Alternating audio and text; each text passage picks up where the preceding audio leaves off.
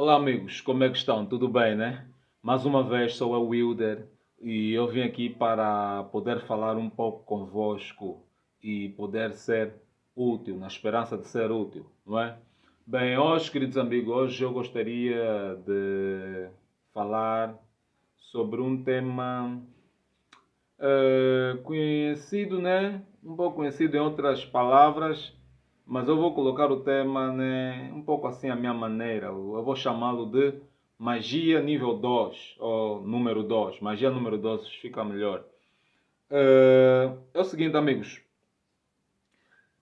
Se nós, antes de mais, eu gostaria de tocar nesse ponto.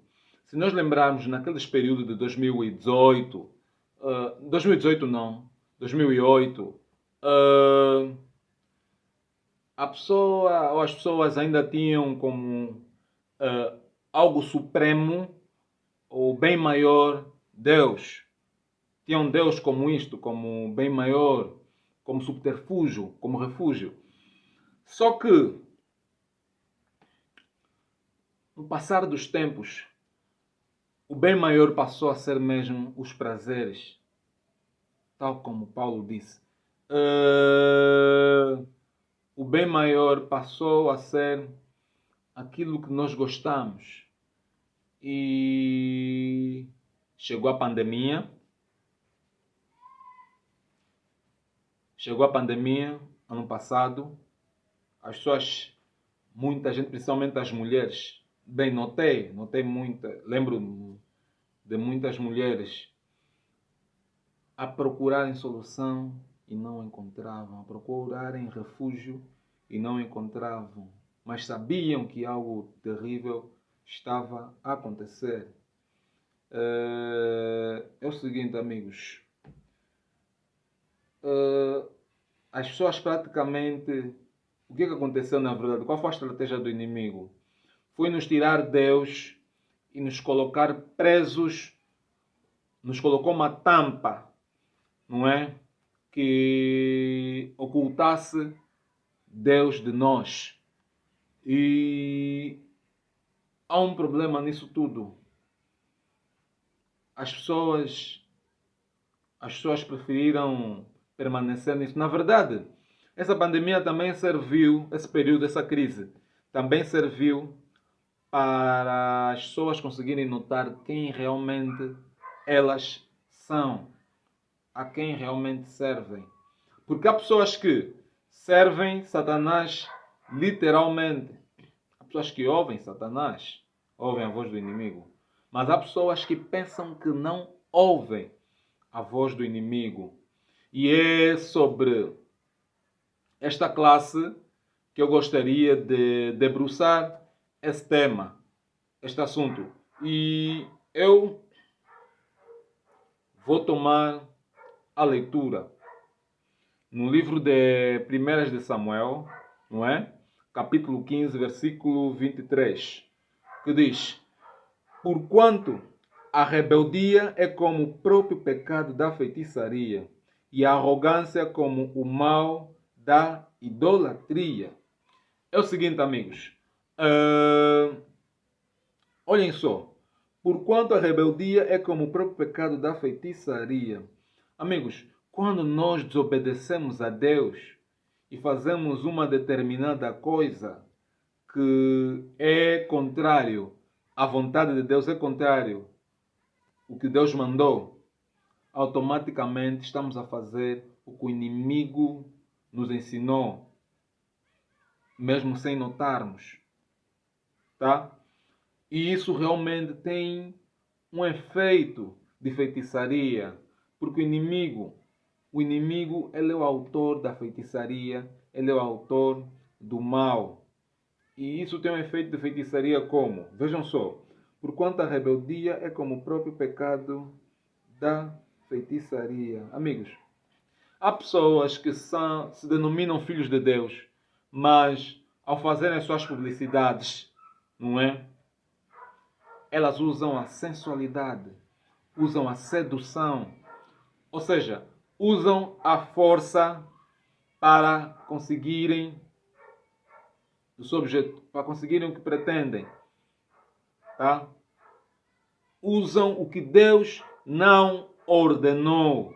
Sabem que estão a encantar a outra pessoa só porque tem menos informação ou porque está num estado de, epá, posso dizer, né? Enfeitiçado. Posso dizer isso. Então aproveitam-se. E isso, queridos, isso é pecado. Isso é errado. Eu não estou aqui para julgar ninguém, só estou aqui para poder falar a verdade. Porque se eu não te falar a verdade, eu não sou amigo de Cristo. Eu não concordo com Cristo. Também estou aqui no mundo para gozar. E eu gostaria que tu prestasses muita atenção no que eu falo.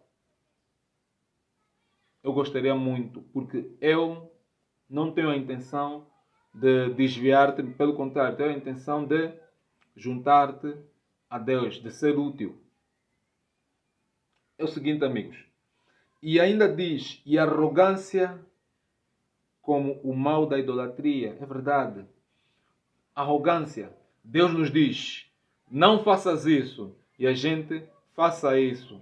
Deus diz, o amor do mundo é inimizade contra Deus. Não é? A união com o mundo é inimizade contra Deus. Mas mesmo assim a gente vai para lá. Praticamente estamos a seguir um outro ídolo, que nesse caso somos nós. É o nosso eu. Não, eu acho que isso deve ser assim. Eu acho que aquilo deve ser assim. Estamos a entender, amigos? Amigos, nós estamos num grande... Eu poderia desenrolar um pouco sobre este ponto, mas vocês melhores do que eu também podem desenrolar, porque é uma questão individual este assunto. E nós estamos numa situação complicada, porque eu vos garanto, amigo, quem muito enfeitiça, também facilmente enfeitiçado. E nós estamos neste estilo de vida e Deus quer nos resgatar. Deus quer que nós coloquemos as nossas vidas no devido lugar. E para isso precisamos nos desfazer dos males que nós ainda possuímos. Porque nós ainda estamos no jejum da maldade. E nós não estamos mais nesta fase. Muita gente sabe disso. Eu gostaria de tomar a leitura no livro de Isaías 58, que fala umas verdades. Diz assim, Isaías 58, versículo 6. Olha só o que Deus diz. Porventura não é este o jejum que escolhi, que soltes as ligaduras da impiedade, que desfaças as ataduras do jugo e que deixes livres os quebrantados e que despedaces todo o jugo?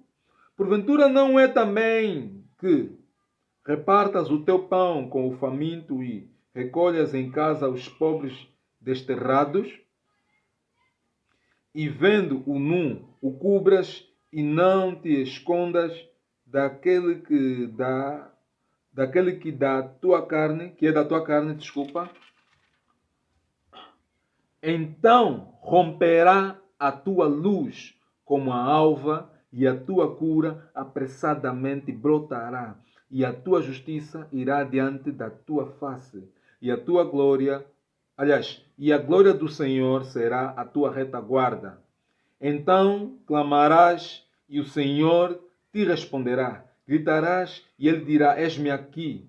E acontecerá isso se tirares do meio de ti o jugo, o estender do dedo e o falar vaidade. E se abrires a tua alma ao faminto e fartares a alma aflita, então a tua luz nascerá nas trevas e a tua escuridão será como o meio-dia. E o Senhor te guiará continuamente e fartará a tua alma em lugares secos e fortificará teus ossos, e serás como um jardim regado e como um manancial cujas águas nunca faltam. Amigos, Esta é a vontade de Deus. A vontade de Deus é que nós façamos o bem. A Bíblia existe para que nós façamos o bem. Amigos, muitos de nós não querem deixar as maldades. Maldade é muito mais do que nós imaginamos. Satanás preparou esse mundo de uma forma muito mais estratégica do que nós pensamos, do que nós imaginamos. Eu gostaria só de tocar no exemplo. Imagina, se eu segurasse o teu filho, não é? E o levasse para, sim, tipo, para a casa de quimbandas, não é? Ensinasse a invocar demónios, ele entrasse em alucinações, não é? E naquelas alucinações os demônios me ajudariam a lhe fazer ver um monte de coisas que não existem, um monte de coisas não ordenadas por Deus. Imagina se eu fizesse isso. O que é que tu farias comigo se eu fizesse isso? Queridos, se nós pararmos para analisar, há uns grupos de jovens que, na verdade, os pais já permitem com que isso aconteça. Sabem como é que se chamam esses grupos de jovens?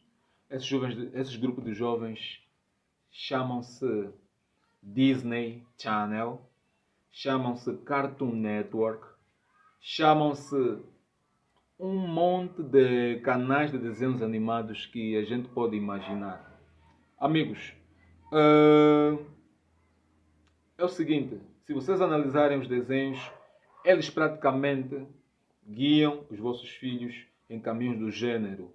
E os filhos estão a encarar a magia, a bruxaria, os seres não revelados por Deus, não mostrados por Deus, não saudáveis, porque aquilo tem um efeito, Satanás sabe muito bem. Essa coisa toda existe nos canais televisivos. Hein? E nós queremos continuar a fingir que está tudo bem, amigos. Não está nada tudo bem. Não está nada tudo bem. Por que é que não está nada tudo bem? Porque nós estamos no Egito. Nós estamos no Egito e nós nem damos conta disso. Eu gostaria de abrir o livro de Êxodo 20, que diz algo muito interessante. Êxodo 20, versículo 2 diz: Eu sou o Senhor teu Deus, que te tirei da terra do Egito, da casa da servidão. Esse texto quase todos nós já lemos. Eu sou o Senhor teu Deus, que te tirei da terra do Egito.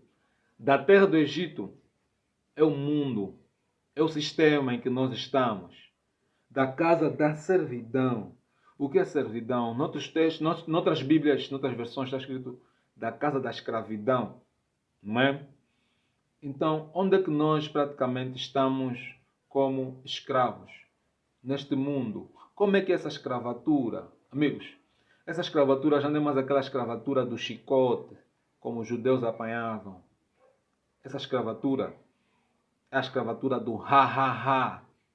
É a escravatura das piadas que a gente não consegue parar de depender.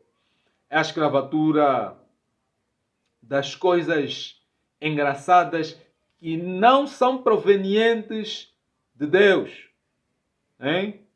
Nós sabemos que não vêm de Deus e simplesmente retemos aquelas coisas e esquecemos que nós somos transformados.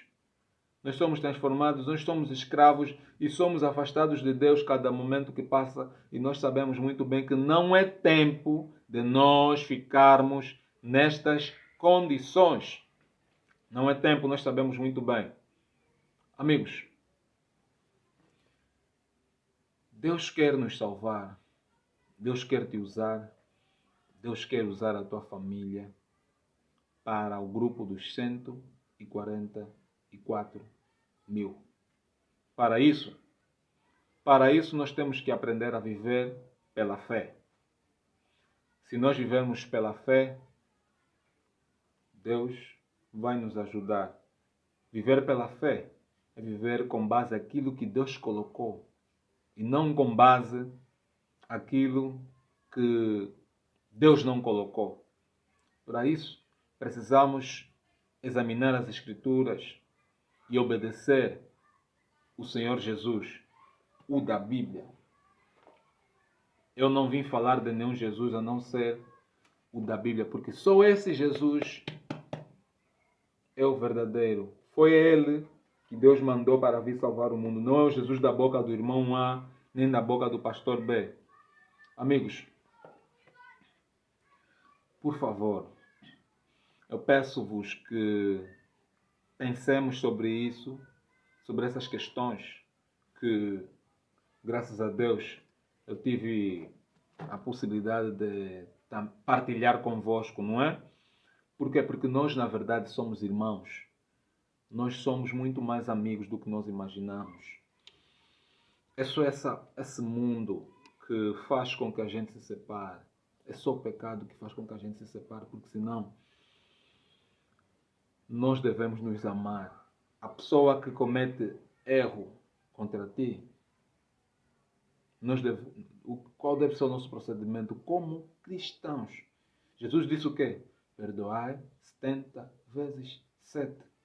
Amigos, quando alguém peca contra você, quando alguém erra contra você, nós devemos entender que ele naquele período que está a pecar contra ti, ele não sabe das consequências, não sabe dos resultados, não sabe do que está a causar praticamente. E nós não podemos permanecer assim. Deus quer te usar, Deus quer te salvar, Deus quer te abençoar.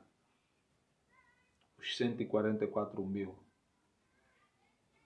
eles serão a elite de Deus, pessoas preparadas, pessoas que conseguiram notar que Deus é bom. E eu digo, amigo, mediante a minha pequena experiência, a minha experiência, eu digo que Deus te ama muito. Deus me ama muito. Tudo que Ele nos dá é para nosso bem. Essas imagens que estão a ser colocadas aqui, eu só quero dizer o seguinte. O mundo só vai te mostrar, mas isso Deus pode te dar. Porque a Bíblia diz que o que o homem nunca viu, o que o homem nunca sentiu, que nunca chegou no coração do homem, Deus vai dar. E isso que está aqui é básico, amigos. Isso que está aqui é básico. No céu, nós veremos coisas incríveis. Ruas, você vai ver rua de ouro. Enquanto aqui extraiam com fios de ouro, blim blim. Amigos, nós lá vamos nos fartar. Vocês vão ser ricos, ricaços, nobraços. Tá? Então, amigos, vamos nos esforçar. Falta pouco, Jesus está para voltar. Vamos viver o céu aqui. Vamos nos esforçar, viver pela fé. Não liga quem não te ouve. Tá, amigos? São essas palavras que eu tenho para transmitir a vocês. Eu gostaria de fazer uma pequena oração, conforme falei, né? Prometi. Então vamos orar um bocado, tá? Oremos. Altíssimo Deus, Criador do céu e da terra, louvado, exaltado seja o teu santíssimo nome de eternidade a eternidade. Nós vamos a ti, ó Pai, em nome de Jesus, para te agradecer por esse privilégio de estarmos aqui, para podermos falar e para nos esforçarmos em viver a tua realidade, ó Senhor. Senhor, nos ajuda a ter sabedoria para nos afastar de tudo quanto é errado. E te pedimos, ó Pai, que continues a nos abençoar, continues a nos abrir os olhos e nos dê paciência, porque este mundo também tirou-nos a paciência. Muitos de nós já não conseguem esperar, ó Pai. Então nos dê a paciência, nos ajude a não proceder conforme aquele rei que o Senhor o queria tirar a vida, mas que nós aceitemos todos os resultados que virem da tua parte, ó Pai. Pois que tu és bom, ainda que venha a morte, que ela nos una a ti, ó Pai. Que nós não tenhamos medo de nada, mas que a nossa suprema disposição seja ficar ao teu lado. Peço-te que habitas em nós. Peço-te que nos abençoes e que perdoe todos os nossos pecados. Em nome de Jesus. Amém. No próximo episódio, nós vamos falar um pouco sobre a fé. E eu acho que exagerei um pouco nos minutos, né? Mas no próximo episódio vamos falar um pouco sobre a fé. Peço desculpa aí. E agradeço a vossa presença. Em nome de Jesus. Amém.